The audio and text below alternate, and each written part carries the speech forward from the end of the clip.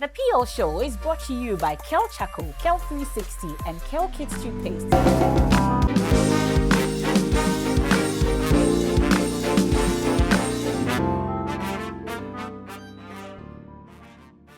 Hello there. It's good to see you here on the Kel Toothpaste PL Show. My name is Keminni Amanor, and as we do every Sunday here, we bring you one phenomenal lady to tell you her story, her inspiring journey from point A to where they are today. And today we will be doing just that. Remember that the Kel Toothpaste PL Show is brought to you by the Kel Toothpaste brands Kel Kids, Kel 360, and Kel Chaco. My makeup is by Cover GH. It's so gorgeous. I hope that you get in touch with them when you have makeup needs.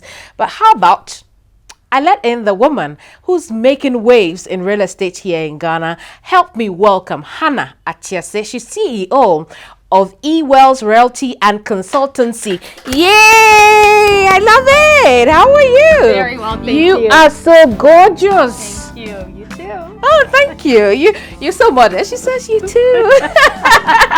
Anyway, it's good to have you here. I can't wait to hear your story. Thank you for having Anybody me. told you sound heavenly? No, but I'll take it. Thank you. Good. We'll be right back. Don't go away.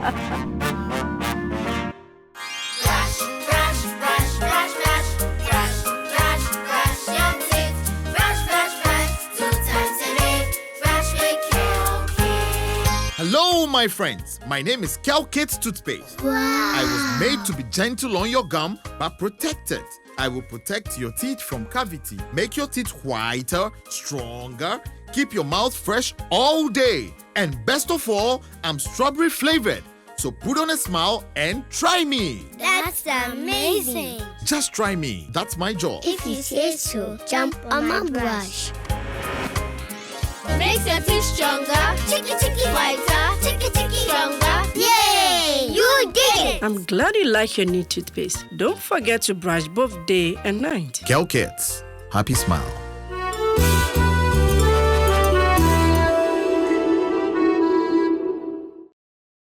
Welcome back. This is the Kel Toothpaste PL Show. If you just joined us, you are in time for our conversation today with CEO of eWells Realty and Consultancy, Hanna Atiase. You're welcome to the program. Thank you. And you Thank tell me you. Atiase means Survivor, the surviving one. Yes. amazing. Such a powerful name, isn't it? It is. It is. Words are powerful. So absolutely. Yeah. Indeed. Who is Hanna Atiase? Where does your story begin? Well, I actually was born here. I was born in Kumasi, and then 40 days later, my mom took me to Ethiopia. That's where my parents were living. Oh. So I actually lived in Ethiopia for about 17 years. But I lived there, went to school in Kenya, went to school in the UK, and then the US, and then I'm back home. You're very Afropolitan. Right. But I mean, how come your parents lived in Ethiopia? Yeah, so my dad worked with AU, Okay. and then my mom was a school teacher. So she believes in, my parents believe education is your passport to the future. So my mom was in education. While you lived in Ethiopia as a growing child, Yeah. did you know then that, I don't know, what was it like? I'm very curious. What was it like living in Ethiopia as a Ghanaian child growing there? Because my dad worked with AU, so it's the African Union, there were a lot of other African families there. So we kind of socialized with other African families. But because, they're so proud of their culture, you've got to be a part of the culture. You've got to learn the language. You've got to, enjoy the cultural dishes. I mean, their dancing, their music, that sort of thing. So it was interesting. But, they ended up having that civil war with Eritrea. So we were evacuated to Nigeria. And at one time, I remember my parents were asleep and they heard, gunshots, and the gunshot went through the actual roof and ended up on the radio, right by my dad's bedside. Goodness. Must have been a very scary time. Yeah, so it was. And then, at that time I was going to school in Kenya. So we heard our family had been evacuated, my brother and I, we were in Kenya, but we didn't know where they were. So for a few days, it's like, where are my family, where are they? And then we finally heard from them in Nigeria. Yes. And how long before, that reunification happened? It was like 3 months. 3 months. Which means that you moved from Kenya to Nigeria. No, after, things settled down, we went back to Ethiopia. So we reunited in Ethiopia. Oh, Yeah. I see. I Yeah. see. How long was that education in Kenya? Like 7 years, yeah. Then I went to the UK. To the UK. Then I went to Oxford to do my A-levels. So I was see. there for about 3 years. What would you say that your parents taught you as a child that sticks with you till this day? Well, one of the things my dad always taught me was to treat everybody well. He said, whether it's the cleaner to the CEO, you treat everybody with respect. And my mom emphasized good character. You know, you can be very talented, you can be very gifted, you could reach higher heights, but it is your character that will sustain you on that mountaintop. Right. So I think those are the qualities my parents always instilled in us. I Yeah. see. Yeah. So then Oxford for A-levels? Yes. And then what happened from there? From there, then I went to the U.S. Again? Somewhere else? Yes, yes. Was there any point in your young life that you thought that I'm done traveling? Yeah, I did. I did think that for a while because I wanted some sense of stability. Yeah. Because, you know, you start, you build friendships, you establish, you know, business connections and that sort of thing, and then you have to leave. But what I learned from traveling, I think has been so instrumental to who I am today. So I think that's a far greater lesson than having to uproot. Did the US bring you the stability that, you craved at that time? Yes, I think it did because I stayed there. Well, I stayed there about 15 years. So yeah, for quite a while. But I've been in Ghana now for 11 years. So yeah. Yeah. Ghana is giving the US a run for its money. but what made you stay there for 15 years? Yeah, so I went to school there, and then I started a business there as well, and I was doing real estate in the States as well. And then my entire family is in the States, my parents, my siblings. I'm the Right, only, so at this time your parents had also moved to the US. Well, they're there now, yes, but at that time it was just my brothers and my sister and I. Yeah, I we're see. 8 kids, so it's a big family. You should have said that from the beginning. Anyway, so what's your number? 2. Number 2, which Number means that you 2. had a lot of younger ones looking up to you. Yes. But what was yes. it like growing up in a big family? It's never quiet. It's never Is quiet. that a good thing? Well, I think you learn so many things. You learn to share, and you learn to get along. And one of the things I love about a big family is that there's so many different personalities. And you can go to this person for this or that, and then you're able to bounce off ideas off of certain people and that sort of thing. So I think it's like you have an accountant, you have a builder, you have everybody as part of the family. So it's interesting. I see. Yeah. What attracted you to real estate? I started reading this book, Rich Dad, Poor Dad. Have you read that book? Everybody. There was a time when if you had not read that book, yes, it was probably like, didn't exist. Yeah. So, I just started reading that book. And then it just started changing my mentality about being employed versus having your own business. Then he started talking about real estate, and I said, oh, wow, this is amazing. And so I started going to real estate seminars, and I made a decision. And I said, for 1 year, every single week, I'm going to go to a seminar, and I'm going to learn as much as possible. I see. And that's what I did. So then you attended these seminars. Did you start, being a broker for somebody's firm, or you set up your own firm? Yeah, so I started as a real estate loan officer. So I was doing loans, like brokering loans. Okay. And then I was a real estate investor. So I was buying properties, fixing it up, renovating it, and then renting it out. How old were you at this time? So I bought my first property when I was 23. But where did you find the money to buy a property at 23? Yeah, I'm glad you asked. First of all, one of the things that's why I'm so passionate about teaching the youth about real estate in Ghana, right? One of the first things is that I bought my first property at 23 with my brother. My brother's like 11 months apart. We bought the property together because I couldn't afford it on my own and he sure couldn't, right? And so we came together, collective investment. And I tell people here that, listen, if you can afford to buy it on your own, leverage off of somebody else's buying power, come together and then purchase it together. But I always get pushback. Oh, I don't trust my friend. Hey, can I buy with my friend? Well, if you don't trust your friend, why are they your friend? You know, you should be able to trust your friend to build an empire together. Right. You know, that's how I feel about that. Oh, You can trust your friend to go to the club, to go to the party, to go here and there, but not to build together. That's strange. I like what you just said. It's really important. If you can't trust them to do business with them, why are they your friends? Yeah. Because friendship is based on trust. Exactly. So let's pump the brakes a little bit. Sure. Let's take a look at your story in pictures from when you began, maybe in Ethiopia. In Ethiopia, yes. Let's take a look at the C2O segment.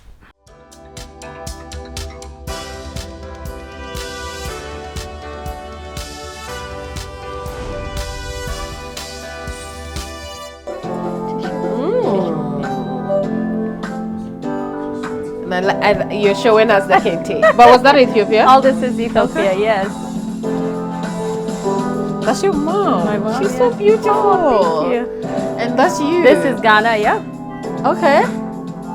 Ministry. Yeah. Yeah, This is a I was beautiful ordained picture. in action. Thank you.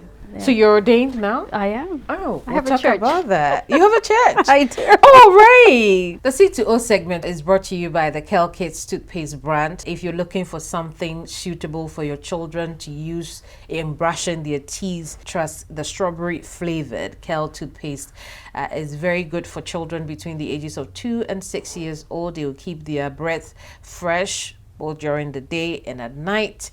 And it's also FDA approved, which means that the quality is guaranteed. Anyway, my guest for today's edition of the PL show is Hanna Atiase. She is CEO of eWells Realty and Consultancy. We've been talking her journey from Ethiopia to Kenya and then to the UK, and now we stopped in the US, where at 23 you bought your first property. Did that kickstart your real estate firm, so to speak? No, not the firm yet, but yes, I bought it with my brother. And after that, I just started doing real estate investing. I did that for a number of years. And then I also started a mortgage brokerage company where we were helping people get loans. So I was a loan officer, so I was licensed in several states. Yeah. I see. And at some point you decided it was time to come back home to Ghana. Well, to be honest, I never thought I would be back in Ghana. I like the honesty. I never did. You know, at this point, right, I had really been working on my relationship with the Lord, right? And so I remember one night, you know, I decided, you know, I'm just going to go into prayer and fasting, Right. you know, and I just heard the Lord tell me, no, just worship. And I thought, oh, okay. So I went and got a bowl of ice cream, enjoyed myself, and then I started worshiping. Then I heard the Lord say, go to Ghana. Wow. And I said, no. Are you sure? I said, this is a very difficult thing you're saying. You know, you have to confirm this. And so later on that day, at this point, I hadn't told anybody. And later on that day, a friend of mine called me and she was like, hey, Hannah, do you want to go with me to this prayer meeting? I said, yeah, sure. So we went to the prayer meeting and we were there, we were praying. And this man of God from Colombia, South America, and I'm at the back. You know, I'm just praying, minding my own business. And then he points me out and he says, I hear the Lord calling you back to your nation of Ghana for ministry. I was like, oh my gosh, God confirmed this in like hours. Right. And at that moment, I knew he was calling me to Ghana. Has the God factor always been a part of your life? I actually was raised in a Christian home. Okay. And so I gave my life to Christ when I was 6. But I wasn't walking in obedience my teenage years. It wasn't until I got into my 20s that I really rededicated my life to God and said, okay, I am surrendering totally. What kicks that in to rededicate your life at 20? Do you know what happened is, you know, I was in the States when there was a major real estate crash in 2007, 2008. And at that time, I owned over 7 properties. I was investing heavily in real estate. One of the biggest lessons I learned was to diversify. I wish I had, so I'm saying diversify, have multiple streams of income, right? And at that time, I lost everything. And I found myself in a church parking lot in the car, just crying. I was just crying and crying. I'd lost everything. And I said, you know, God, what is my purpose? Like, why am I even here? And then I just felt I needed to go to church that Sunday. And then that began my journey of transformation. Began your journey, and you haven't looked back since. Oh, no. You landed in Ghana. Which year was did. that? I was here 2013. Wow. 2013. 11 years now you've been in Ghana. May 1st, 2013. I mean, what was it like? Because you've lived your... Challenging. I can imagine. But talk to us about that. You came here... Look, I would find myself like driving to the airport because I just wanted to leave. Then, you know that roundabout? Yeah. I would go round and round and round trying to decide, should I go to the airport? Should I go back home? Should I go to the airport? And then I just said, you know what? Let me just stay and let me just do it. What were some of the toughest times you experienced coming back home and trying to reestablish here? Ministry-wise, you know, this is not a very welcoming women in ministry society. Women are not respected in ministry in Ghana. That is the truth. And so that's one of the things I had to handle. And then in terms of business, real estate is also a male-dominated sector. So you have to deal with those gender biases. So which one did you do first? Real estate or ministry? When you came back? Real estate. Well, when I came back, I needed a job. So I did I did real estate first. Right. Yes. I see. Was it easy finding one? You know, what I did is when I got the word to relocate, I wanted the transition to be as smooth as possible. Right. So I started going online. I started making phone calls. And at that time, my parents were in Ghana. So I found a real estate, I found Ghana Home Loans, you know, and they were doing mortgages, which is what I was doing in the States as well as a loan officer. So I got in touch, I sent my CV, and then when I came, I went for an interview. So within 6 weeks, I was working. So E-Wells, what does that mean? Where does the name come from? It comes from the Bible. So E is Elim, E-L-I-M. So the children of Israel, when they were going from Egypt and they were going to the Promised Land, they went to a place called Elim. And in Elim, there were palm trees and they were wells. So the logo in E-Wells is a palm tree and wells comes from the wells there. So this was a place in the wilderness. It was actually a place of oasis.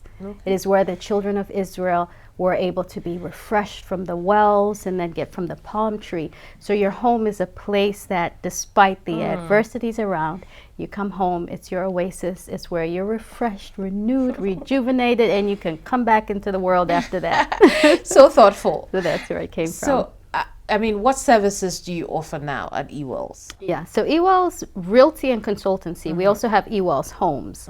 So Realty, we provide brokerage services. So we help people buy, sell, rent their properties, residential, commercial, and land as well. I see. Is the industry generally doing well? Is it lucrative? Sweet papa. Yes, it is. You see, it is. But what I say is, you know, don't jump into real estate because you want the money, right? You've got to be passionate about it because the industry here is not regulated. Real estate is 24/7. You know, especially if you have clients all over the world, they're going to call you at their time zone because they need to rent, they need to buy. So be passionate about it. Who can, you know, do business with E-Wells? Yeah, so everyone, you know, yes, we have those in the diaspora who see E-Wells as their gateway to home ownership in Ghana. Then we have locals as well. You know, we have the first time home buyers in Ghana seminar where we educate people on the home buying process and how to identify red flags so you avoid becoming victims of real estate fraud. So we do that here locally, you know, and so we want to help people in the diaspora, locals, and my passion is for women. Can I just say, women, please buy properties. Only 8% of women in Ghana own properties. That's terrible. Overseas, it's more single women own properties than men. But I think it's a culture thing. Oh, wait until you get married. You go to your husband. If you buy a house now, your husband will not marry you. You know, just the cultural thing. But no, I have heard stories. Okay, you waited until your husband bought the land, and then you built with your husband. You helped pay, and then unfortunately there's a divorce, and he walks away with the house, and you get nothing, even though you helped build it. Yeah. So I'm not condoning divorce either, but I'm saying that, you know, there is wealth through real estate. It's a stream of income. And so we should all look at, you know, financial empowerment through real estate, whether you're male or female. Don't put your future on hold because of your romantic partner. Right. How about we take a look at your life on a daily basis in pictures? Here's Kel 360.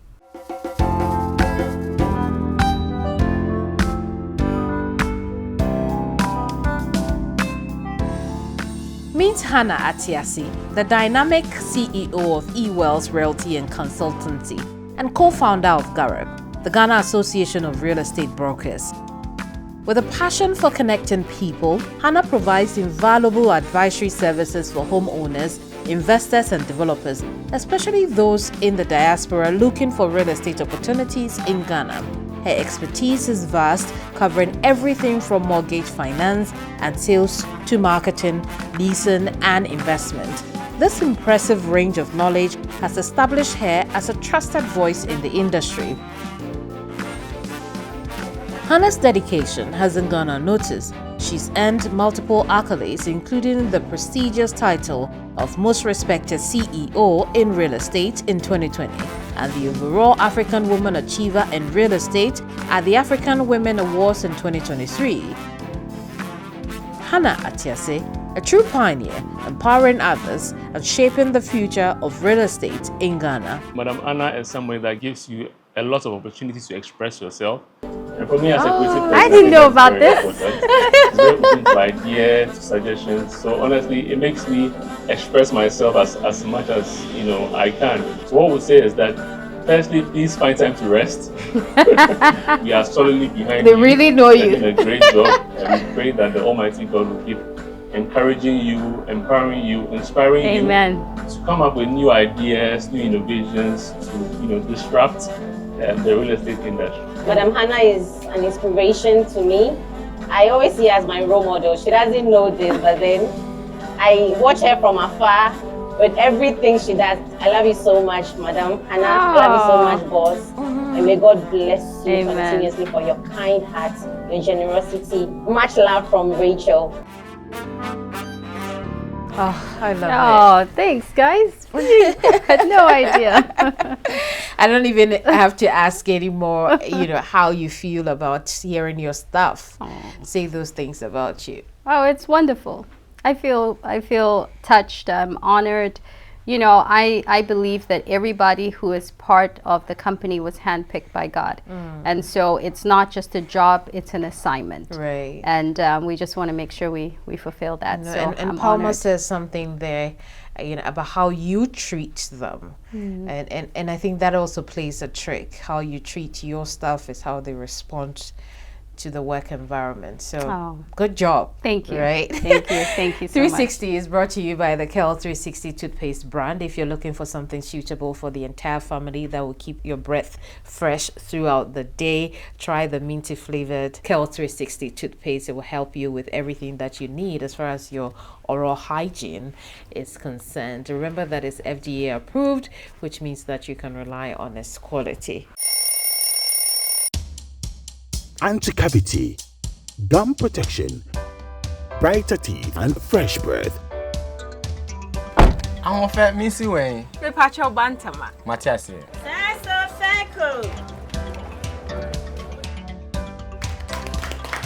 It's her smile. The fresh breath. Me Gidi say we use Kel 360 toothpaste.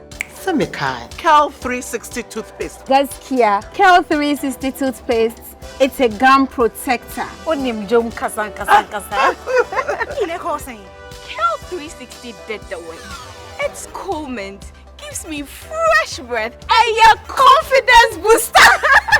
You will see so feeling kika when you know Kel 360 toothpaste. Happy smile. Kel 360 toothpaste, anti-cavity, gum protection, brighter teeth, and fresh breath. Kel, happy smile. This advert is FDA approved. Welcome back. You know, we've been talking about women and why it's important for women to go into real estate. But, you know, I also find that our cultural setting here, like you identified earlier, already puts women at a disadvantage. Yeah. How do you think that women, and young women in particular, they have the time? How can they maneuver those settings that already disadvantage them in order to be able to venture into assets? I think first of all, we have to have platforms of education, right? Because it starts with a mindset shift. So I remember about 2 years ago, we hosted African Women in Real Estate. And I talked about real estate investment for women. And after that, I had a handful of women who came up to me and said that I wish I had been told this earlier. And those women today own land. I see. Yes. Interesting. And then the issue about network, which we had talked earlier about, you know, and women are always talking about having their tribe and all that. Real estate could be something tribes could be looking at. Absolutely. You see, it's all about prioritizing, right? Because let's be real about this. Women, you can buy your Peruvian hair for 15,000 cedis. You can buy a plot of land for 15,000 cedis, you know? It's like, where are my priorities? But if you're not educated about this, so yeah, different tribes, you know, wherever you are, you can buy land. You can. And I say buy where you can afford it. We all want land in airport. We all want land in cantonments, right? But you can gradually get there. Start, like Shy Hills right now. We were selling lands for 30,000 cedis. At one point, they were 15,000. You know, further down, other areas, you can get land for 10,000 Ghana cedis. You know, and a lot of people can afford that. And now there are payment plans, you know, that you can make payment arrangements. But if you don't know, you don't know, right? Absolutely, indeed. Someone would say that, okay, I buy the land there, it's really far. I'm still going to have to pay rent wherever I am. What do you say to such a person? Yeah, so what I'll say to that person is, first of all, you know, we have to sacrifice. You have to make a sacrifice. Maybe you may not be able to live that lifestyle that you want, but you're going to have to make a sacrifice. Buy land in that area and have a plan, okay? All you have to do is wall it, gate it, right? Right now in Ghana, conservatively speaking, properties appreciate about 30% a year. In 5 years, that land is not going to be 15,000 cedis. It's going to be a lot more than that. And then you can sell it, and now you have money which you can use as seed capital to start your business. Can you walk into the bank and get a business loan in Ghana? Not really. What about if you're all in university? You're going to be in university for about 4 years, right?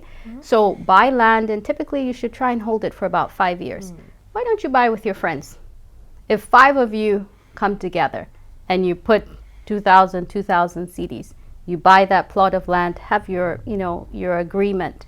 You turn around and you sell it in 5 years. Why aren't we thinking like that? But we're just thinking, oh, it's too expensive. Hey, land, Debbie, you know. But we're not thinking about how we can break it down to make it achievable. Absolutely. Let's also look at the Ghana Association of Real Estate Brokers. Yes. You founded that also. I'm one of the founders. You're one of the founders. Yes. Okay. Talk to us about that. Yeah, so remember I was telling you when I came here, the real estate market was chaotic. You know, we can complain and complain about the problem, but you know, we have to find a way to be part of the solution. So we started the association so that we can help sanitize. You know, you can't be waiting on government. You have to play your part in society, right? So we've set this up. We do trainings. We make sure everybody goes, you know, you go through the CID, you do your fingerprinting, no criminal records. We train people. We have a code of ethics we must follow. So it's an association that raises up real estate professionals. What does it take to be part of the association? So you fill out a form, you go through your background check, you've got to have an office. I mean, how many times are you doing business with someone in real estate and they'll say, hey, meet me here, meet me there, and next to that mango tree, meet me there. And then something goes wrong and you can't find them. So you have to have an office, your business has to be registered, and then you have to go through orientation, go through courses. I see. Are some of the properties overpriced? Yes. Yes. Do you know why? Because everybody in Ghana thinks their home is worth $1 million. you know, and we need to regulate the appraisal market. You know, in the States you have appraisers that go out there and appraise it, and we don't have data in Ghana, really, you know. So, you know, we need to use valuers more so that they can go out there and really tell you the value of your property. Because if I'm going to go and sell a property for a client, I'll ask them, so what would you like to get? They'll tell me, something like $2 million. I'm like, this is not a $2 million house, you know? And so it's because people are pricing it based on emotions and sentiments. I really can't wait for your association to start a policy conversation around that. Perhaps, you know, the government of the day at some point will look into that. We'll have some policy in Parliament or something. Well, I've been to Parliament before, and I've sat at the table to try to, you know, talk about some of these things. But the Real Estate Agency Council, they've just started that. And they are going to be responsible for implementing a lot of this policy regulation. So it would get better. It will get better. Yes, yes. Okay. Anyway, so I want us to now delve into the so many great things, so many other great things that you have done, the achievements, the awards that you have picked up along the way. Did you think when you were coming to Ghana you'd be picking up awards? No, I didn't. And you know, I'll tell you this, and you know, people always ask me like, how did you get all these awards and all that? You know, yes, you know, I am very, you know, hardworking and that sort of thing. But I remember I had just won one award, right? And I went to see my spiritual father, and I remember he prayed over me. And then he said, you're going to win 12 awards. You're going to get one every month for the next 12 months. And I was like, like this seemed, you know, unbelievable. And 3 months after that, I started winning awards. Wow. So I've surpassed the 12 now. Amazing. Awesome. So tell us about some of these awards. Wow. So one of my awards was the most respected CEO in real estate. And I was the only female. And the rest were, I think it was 4 nominees. Yes, the only female. And won that award by God's grace. I see. Yeah. I mean, what do these awards mean to you as a professional? Well, you know, coming into real estate, there was such a bad narrative. You know, everybody had negative things to say about real estate. Hey, real estate, don't buy land. Oh, you'll get scammed. Hey, the chiefs will sell it to this and this and that. So there was, you know, there were a lot of real estate scams, and there was such a negative narrative. So the fact that by God's grace, you've been able to come in and change that narrative a bit and change people's mindsets a bit about real estate, and then start getting recognized and acknowledged for it in awards was amazing, because people weren't winning awards for real estate. They weren't, because everybody just put real estate aside because it's an industry where there are a lot of scams. So now to be acknowledged, you know, recently we won an award for one of the top businesses in West Africa. And so for real estate company to be placed in a business category and to be honored across West Africa, I mean, it's been amazing. And what do you do to relax? What do you do for fun? For fun, you know, I love to read, because reading just makes you feel like you're in a different place. So I love reading. That calms me a lot. I do love going for massages, you know, self-care, massages, get my hair done, that sort of thing. And then I love to travel. So I usually will go somewhere I've never been to before and just go on vacation. When you find the time. When I find the time. Let's take a look at the DIY segment.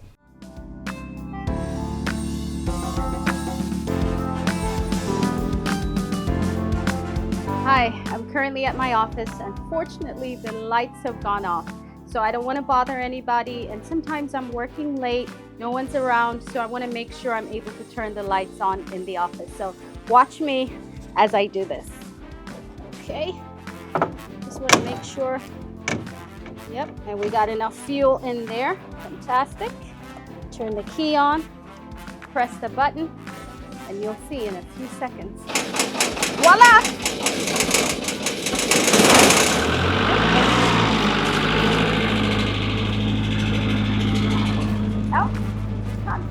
So this is the final part. This is the turnover before we get the lights on. All right. So I gotta bring it all the way down. Okay, great. So now we're gonna go inside and turn the lights on. Let there be light. And there was light. Thank you so much for tuning in to watch my DIY, and I hope you enjoyed it. I take it as you like to do a lot of things by yourself, Yes. for yourself.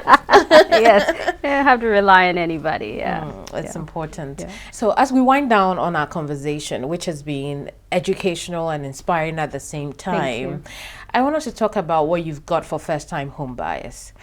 You have an event coming up? Absolutely. It's December 21st. It's on a Saturday at 9 a.m. First-time home buyers in Ghana seminar. You know, anyone who's ever thought about buying real estate, whether you're a first-time home buyer or first-time investor, this seminar is for you. You are going to learn about the home buying process. You see, if you don't know, that's when you get scammed. You don't know that this is step A, B, C, D. And a lot of times in real estate, you need at least 4 people. 4 people a part of your real estate transaction. You need a real estate broker like myself. You need a lawyer. You need an inspector. And you need a valuer. These are 4 people you must have in your transaction. Right. So you're going to learn about, you know, what they're going to do to bring value to your transaction. Right.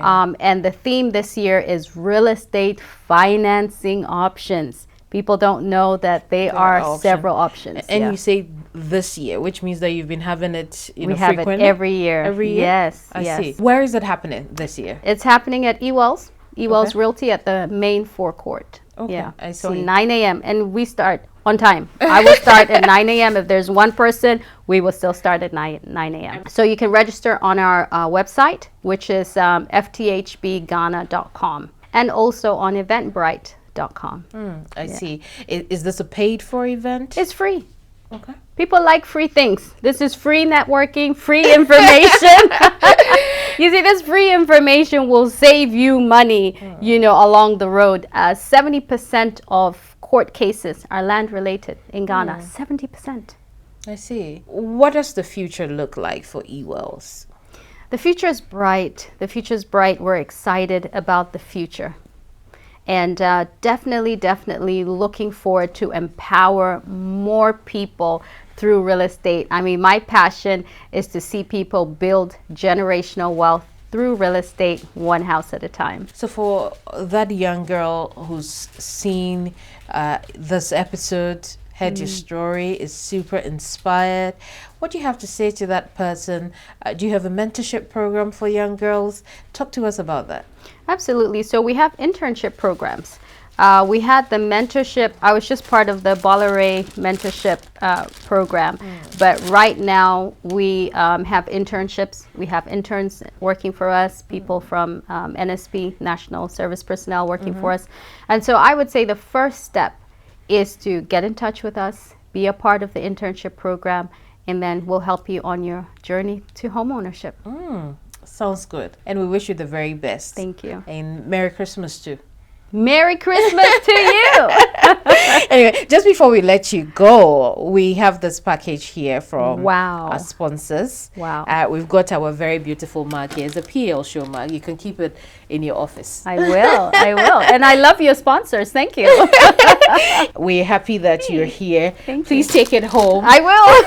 And then one last thing before you go, we want to give you this stool. Wow. It represents the queen that you are. And you know, yours is even double queen because you're also a queen in the kingdom of God. Amen. And we want you to be reminded of that anytime you set your eyes on this. When the going gets tough, and then you remember that, you know what? You're a queen. You were a warrior queen for the kingdom. Amen. Thank you so much. Thank you. Thank you so It was much. lovely having you here. It was on a the pleasure show. being here. This is beautiful. Thank you so much. And thank you to everybody on the PL show.